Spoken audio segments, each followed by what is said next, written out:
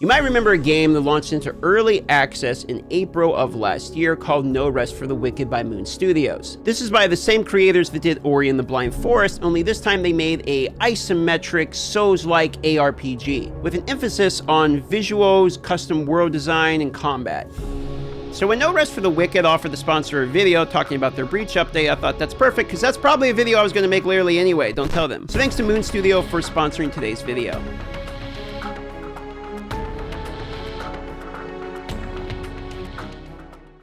Now, it's definitely a Souls-like ARPG. You have difficult monsters in between save points, and you're going to continue to progress throughout the game with more and more difficult bosses, and they even added some roguelike elements with the Crucible before. The way that they describe their own game is a painterly ARPG that merges the precision of Souls-like combat with the depth and freedom of systematic world building. They really are proud of the fact that the game itself is handcrafted as opposed to procedural generation, which is different from a lot of ARPGs, and with more of a focus on narrative and story and the atmosphere of the game.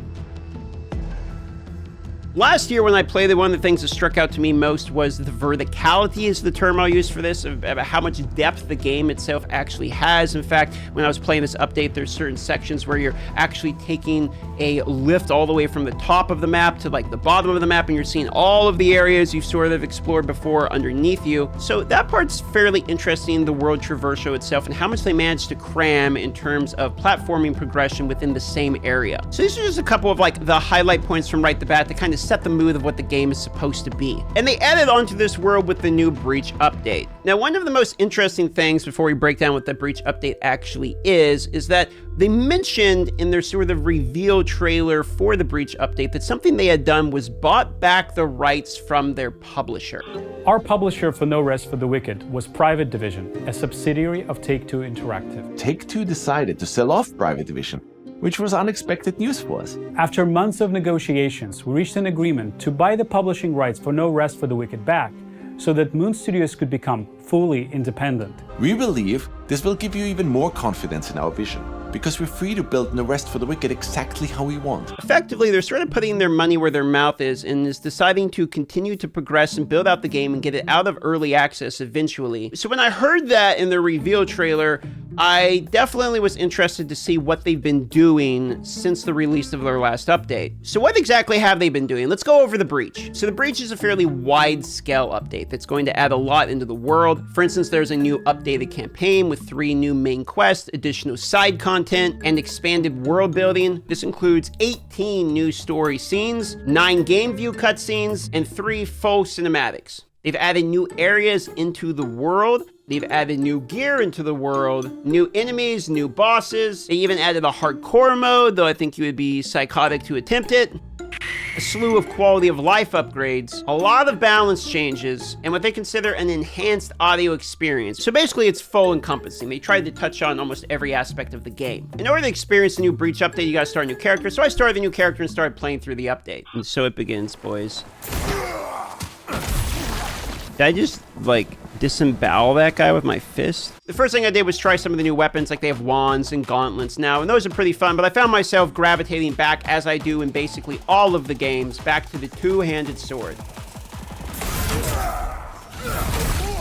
That's the way to do it. Give me the old 1-2 charge. I was more or less immediately reminded about the main reason to play the game. This is not one of those games that you're going to kill like 50,000 monsters through your campaign playthrough. It is an actual battle. So if you enjoy more difficult games or Souls-like games, again, like it is kind of that style of game, then that is one selling point for you. But I gotta say, the most major selling point for me is actually probably the world design, which is the part that they seem to be the most proud of, which makes sense to me because they actually did a pretty good job with it. The world itself makes sense. You're not getting a bunch of just like instanced areas you go into and it's a big square and you kill a bunch of monsters inside of a red circle and then you leave. It's actually all meticulously hand placed. So the world itself is very visually gratifying is how I would describe it. It's actually kind of funny because you have a mix of like very beautiful areas, and then you're just getting absolutely dumpstered by some very difficult mobs. I'm just warming up. So there is some whiplash there between like, oh, this is really pretty, and then you just get slammed out of nowhere.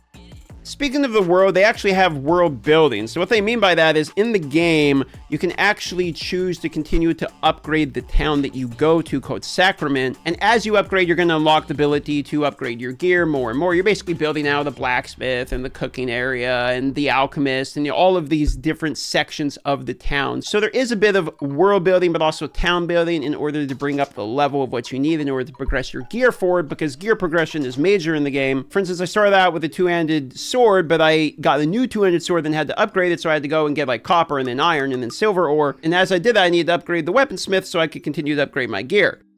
So you have progression systems. So it's not only Souls-like in combat and in world design and in the way they kind of do the bonfire style system, but also in progression of character. You have attributes, and the attributes are going to be things like vitality, strength, faith, etc. And each weapon is going to have a type that matches that attribute. So if you're progressing strength and your sword says it scales off its strength, then that's progressing the damage of your weapon. Very standard Souls-like. And then, of course, as you progress that gear, then you go back to progressing the town in order to progress the gear further, and that's sort of your looping system of progression. They added a bunch of these new weapons during this update too, like the gauntlets. You can do fisticuffs, or like I was saying, the wands, which was the first weapon I tried before I settled on the two-handed. And the way they do abilities in the game are effectively you build up something called focus, which is like rage almost. So as you're in combat fighting, you're going to continue to build up your focus, and you're going to spend the focus with runes that are attached to your weapon. So you can have a variety of runes. You can attach it to the weapon to do what you want to with the weapon. So there's a level of customization that comes within the weapon as well. For instance, I have a heal spell that's attached to my two-handed sword, but I also have like a multi-slash attack. So I can do my slash, or I can choose to hide and heal, for instance, in a boss fight. So there's a bit of customization in both the progression of your character from an attribute side of it, the progression of your town from a builder side of it, and the decisions you choose to use for which runes you're going to put into the weapons. And then obviously the gear you find are going to have stat lines, and you can enhance them and enchant them and do all of the things you would expect in a game like this. While all of that is great and necessary in an ARPG, I keep coming back to the fundamental selling point for me, which is the world and the visuals and kind of experiencing going through the world itself. Well, that and the bosses, to be fair, because some of the bosses are actually pretty good. I'll attach some footage of me fighting some of these bosses, but I got stuck on some bosses for a while because I refused to level my town, which would allow me to progress the gear of my character. So I was just kind of going out there with the equivalent of a stick, trying to fight, you know, one of the more difficult campaign bosses. Okay. Just getting warmed up still.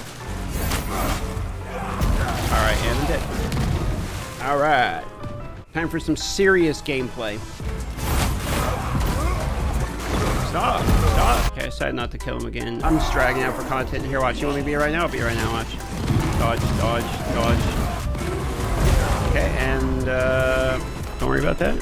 And once I went back and you know, fixed my gear a bit, that helped a lot. And they also had a patch which lowered some of the difficulty, because right when the Breach update came out, the difficulty was very high, and so they had kind of a hotfix that came out to adjust some of that, and that made it a lot more doable to be able to actually beat the boss. Now the game is still in early access, so if you're one of the people that tried it in April last year and you hit sort of the end of the story after you beat, you know, the boss there, which I'll try to avoid spoilers, now would probably be the time to try it out again, because they've added on to the campaign and extended past that. You got 4 new campaign bosses, so a lot. You got 9 new plague bosses, 2 new enemy factions, and 12 new enemies. So the campaign has been, you know, pushed out a lot further. It's been continued to be developed.